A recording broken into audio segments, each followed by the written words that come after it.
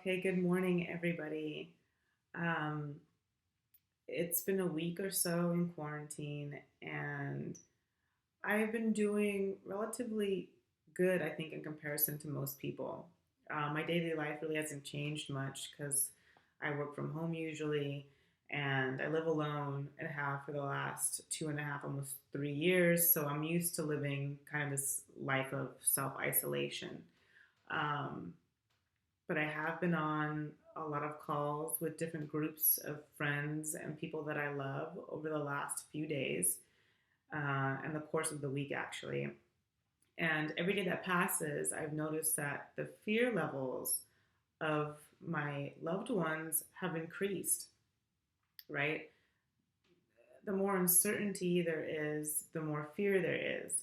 So I kind of want to talk today about fear and how to gain perspective on it, what to do about it, and then how to release it, right? Because you have a choice in the direction that you channel your fear. So, how do you get perspective on your fear? Again, I'm going to say this almost every time I probably speak to you. You have to meditate, right? You have to ask for clarity. When you have fearful thoughts, like, I hope or I'm scared that my parents get sick, that's not the root of your worry, right? Dig a little deeper. Is it because you're scared that you can't afford the health costs that come with it and that you'll be ruined and it'll be even more stressful for you and your family? Dig deeper than that. Um, is it because you're scared of dying yourself? Probably. So keep on going until you can't go any further. If you keep on uncovering fear after fear after fear, eventually you'll come to the end, and that will be your root fear. Once you uncover your root fear, then you can sit with it and give it space. This is probably the most important part of practice, right? Once you identify the true root of your fear, you call it by its name, you don't resist it, right? You allow yourself to feel it. You don't push it away. You give it space. You realize that you are not it, though, right? Like it's you sitting there and it's your fear, your root fear sitting there. But once you name it, once you look at it, don't run away from it. Don't turn your back. Don't pretend like everything's okay and talk yourself out of it. Allow yourself to feel your emotion. And when you do that, the more that you do that, the more that you realize that you aren't the only one that has this fear, right? It's a common fear.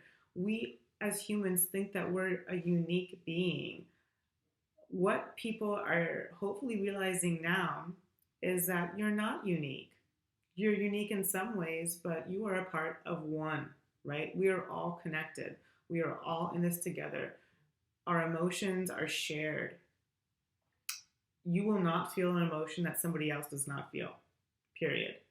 It may be sparked by a different situation, it may be sparked by a different uh, life experience, but the emotions that we feel are all the same. So once you realize that, or once you feel safe enough to face your fears, to name them and face them, and then you hold space just for yourself, right, to feel it, then you can start to think about others. So that's where I'm at, right? I have conquered my fears in the sense of I know how to name them. I can find my root fears quicker than I used to be able to because I wasn't searching for them before. I know how to sit with them. I can feel the emotions and not judge myself. I let them stay for as long as they want. Sometimes they stay for a day. Sometimes they stay for a couple hours. Sometimes they stay for a week, right? Not every day in a week, but the majority of a week, or they keep on repeating and coming back. But guess what? That's how you deal with emotions. They're like the waves in the ocean. They come and they go. Sometimes the ocean is stormy and the waves come fast and often, and sometimes it's quiet and you don't get those emotions and you're just being, right? So When you realize that and make space for your emotion, you can then make space for other people's emotion because you realize you're not alone, right? So in this moment in time, I can feel the collective fear of everybody in the world. I can feel it, right? You can feel it growing every day. Um, and that's okay, right? Like, don't judge yourself for it. Don't judge other people for it. Sometimes people right now are operating as not their best self, right? Their emotions are high, and if you have not done any work, your reactions will be quick and they will be probably abnormal. Certain things will bother you more intensely than before. Some things you'll learn to let go because it's not important right now, right? Things are going to be put in different perspective, but there's a choice to make with fear.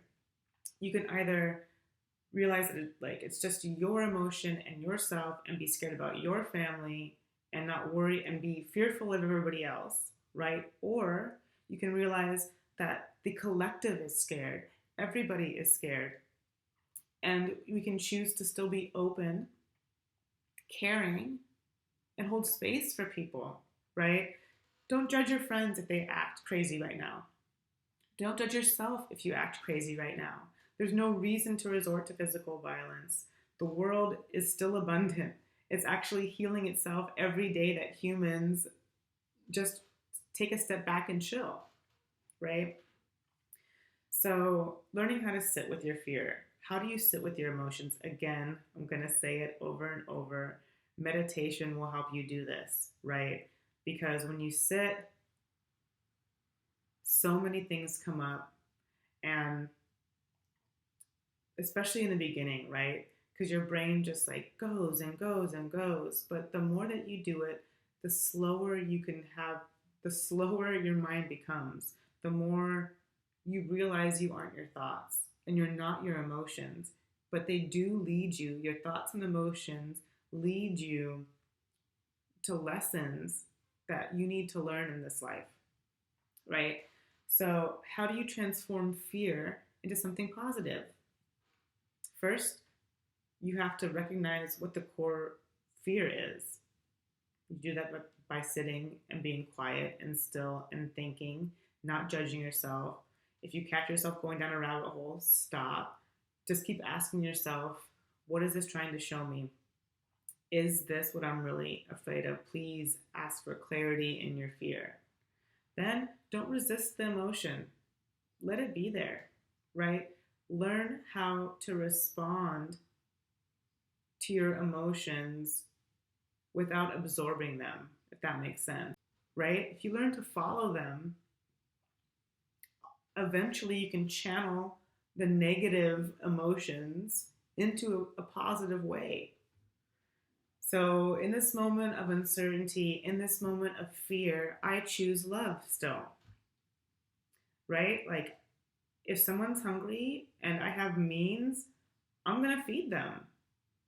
Um, if my friends are scared for their parents and for themselves, I'm going to try and calm them because even though I'm scared, I'm also still hopeful. I think this is a great opportunity in time to change things, to course correct the way that we've been going, right? Where so many people are suffering and so few are thriving. There's no reason it has to be like that. And we're learning that now. So please, if you have means, share. If people are scared, hold space for them. If it triggers more fear in you, hold more space, right? Don't react. Don't ignite more fear. Just don't respond, listen, hold space, and then watch the wave come and go. It's as simple as that, really. So stay hopeful, stay healthy, mentally and physically, and I'll be back later.